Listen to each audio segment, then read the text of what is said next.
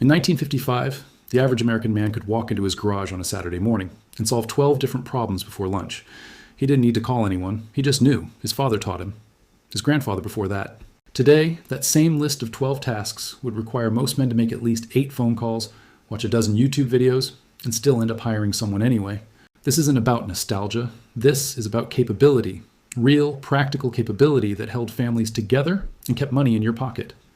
And between 1955 and 1990, every single one of these skills was systematically removed from the American home. Not because they stopped working, but because someone figured out how to make a profit on your dependents. Without thinking twice. And here's exactly when they made sure you couldn't.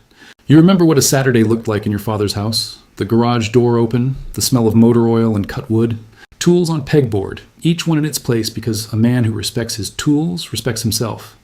Your father could spend 3 hours in that garage and come out with a fixed lawnmower, a sharpened chainsaw, and a dining room chair that didn't wobble anymore. He didn't do it because he enjoyed every minute of it. He did it because that's what men did. You solved your own problems. You didn't wait for permission or a professional. You looked at what was broken, you thought about it, and you fixed it. That world didn't fade away on its own. It was dismantled, piece by piece, year by year. And most men didn't even notice it was happening until their sons were 30 years old and couldn't change their own oil. Number 1, sharpen a saw by hand, a crosscut saw, a handsaw, a chainsaw. Your grandfather could take a dull blade and make it sharp again with a file and 20 minutes of patience. He knew the angle. He knew the pressure.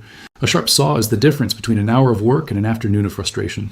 By 1975, manufacturers started making disposable blade saws, hardened teeth that couldn't be sharpened. They told you it was progress. What they meant was they wanted you buying a new saw every 18 months instead of sharpening the same one for 20 years. Number 2, rebuild a carburetor.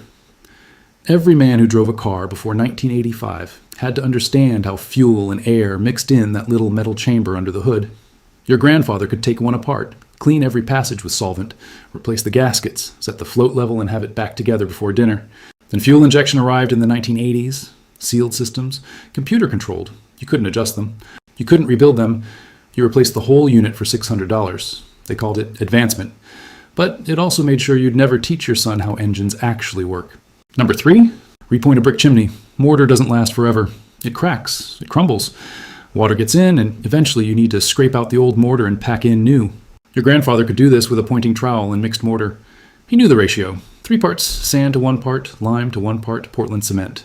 Then, in the 1970s and 80s, building codes got complicated. Contractors convinced homeowners that mortar work required licensing. And suddenly, a skill passed from father to son for generations became something you weren't qualified to do on your own house. Number 4, butcher a chicken. A whole chicken. From living bird to dinner plate. Your grandfather understood exactly where food came from because he'd done every step himself. Kill it clean, scald it, pluck it, gut it, break it down into parts. Nothing wasted. By 1960, factory farming made this obsolete for most Americans. But the real shift happened in the 1980s, when suburban zoning laws made it illegal to keep chickens in most residential areas. They took the skill, and then they took the ability to practice it. And if this next one doesn't prove they did this on purpose, nothing will. Number 5, read a surveyor's map and stake property lines. Your grandfather could look at a plat map, find the iron pins, and know exactly where his property ended and his neighbor's began. He could run a string line. He could read the legal description in a deed and walk it out on the ground. This mattered, because property disputes got settled by men who understood boundaries, not by lawyers charging $300 an hour. In 1972, the federal government started requiring licensed surveyors for any official property determination. By 1985, you legally couldn't establish your own property corners anymore, even on land you owned. They turned a basic landowner skill into a credentialed profession. Number 6, tune up an engine by ear. Your father could pop the hood, listen to the idle, and tell you which cylinder was missing, whether the timing was off, if the carburetor was running rich or lean. He'd adjust the points with a feeler gauge, set the dwell angle, the engine would run smooth and get better fuel economy. This wasn't magic. This was understanding how an engine worked. A man who could tune his own engine saved $100 a year in mechanic bills. Over a lifetime, that was real money. Computer engine management killed this skill in the 1990s. No more points, no more distributor, just sensors and black boxes and error codes that required a $4,000 scan tool to read. They made sure you'd never understand what was happening under your own hood again. If you made it this far, you already understand something most people never will. You're watching this video because you remember when men were expected to be competent. Number 7, splice rope properly, not tie a knot. Splice. Take 2 ends of rope and weave them together so the join was as strong as the original line. Your grandfather could do a short splice, a long splice, a back splice. He understood how the strands laid. This skill mattered on farms, on boats and rigging, anywhere rope was a tool. A man who could splice rope could fix his own equipment instead of replacing it. Then synthetic rope showed up in the 1960s. Nylon, polypropylene, it didn't splice the same way. Manufacturers started selling pre-made loops. And within 20 years, rope splicing went from a common skill to something only old sailors remembered. Number 8, build a dry stack stone wall, no mortar. Just stone on stone, fitted and balanced so it stood for generations. Your grandfather could look at a pile of field stone and see which rocks went where. He knew how to place the base course. He knew to tilt each stone back into the wall. New England is full of these walls, hundreds of years old, still standing, built by men who understood gravity and friction. But dry stack masonry takes time, and after World War II, speed mattered more than craft. Now you've got landscaping companies charging $8,000 to build what your grandfather would have done himself. Number 9, render lard from pork fat. Take the fatty scraps from a butchered hog, cut them small, cook them low and slow until the fat melted out. Your grandfather knew this produced the best cooking fat, better than butter for biscuits, better than oil for frying. This wasn't poverty cooking. This was efficiency. A man who rendered his own lard didn't waste anything and fed his family better than the neighbors who bought shortening in a can. Vegetable shortening companies killed this knowledge in the 1950s and 60s with advertising campaigns that convinced Americans that animal fat was dirty. They sold you Crisco and told you it was modern. By 1975, most American kitchens had never seen a jar of home-rendered lard. Number 10, darn a sock. Not throw it away and buy new ones. Repair it. Your grandfather could take a wooden darning egg, stretch the sock over it, and weave new thread through the worn spot until the hole was closed. This took 15 minutes. A man who darned his own socks understood that everything had value and nothing should be wasted. Socks were expensive in 1955. A pair of good woolwork socks cost $1.50. You didn't throw them out because of a hole in the heel. But then socks got cheap, imported, mass-produced. And the skill died because the economics changed. They convinced you that disposable was better than durable. This next one is the skill that hits the hardest, because this is the one they actively removed from schools. Number 11, hand-cut dovetail joints. Your grandfather could take 2 pieces of wood and join them at a right angle with interlocking pins and tails cut by hand. No router, no jig, just a dovetail saw, a chisel, and the knowledge that made the joint pull tighter under stress. This was the mark of a craftsman. Furniture built with hand-cut dovetails lasted generations, and every boy who took shop class in the 1940s and 50s learned to cut them. Not because they'd all become furniture makers, but because it taught precision and patience. Then, in 1963, federal education policies started shifting funding away from vocational programs. Shop classes got cut. By 1985, most American high schools didn't even have the equipment. They told you everyone needed college. What they meant was they needed to fill university seats and sell student loans. Number 12, navigate by dead reckoning.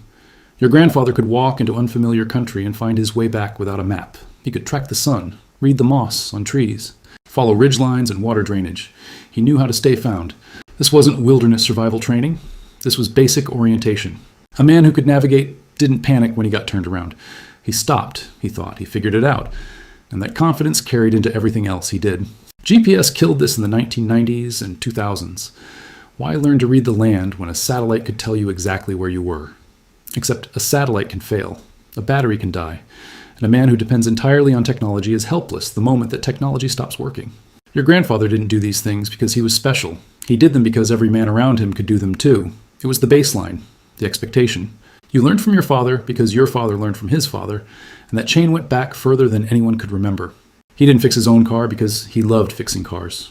He fixed it because his family needed transportation, and he was the man in that house, and that meant the problem was his to solve.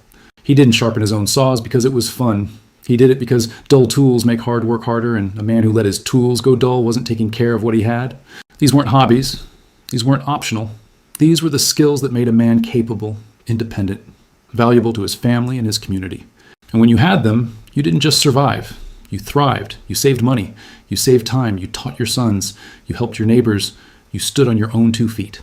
That chain didn't break on its own. Someone cut it. Policy changes, zoning laws, manufactured obsolescence, sealed components, credentialing requirements, cheap imports, disposable culture.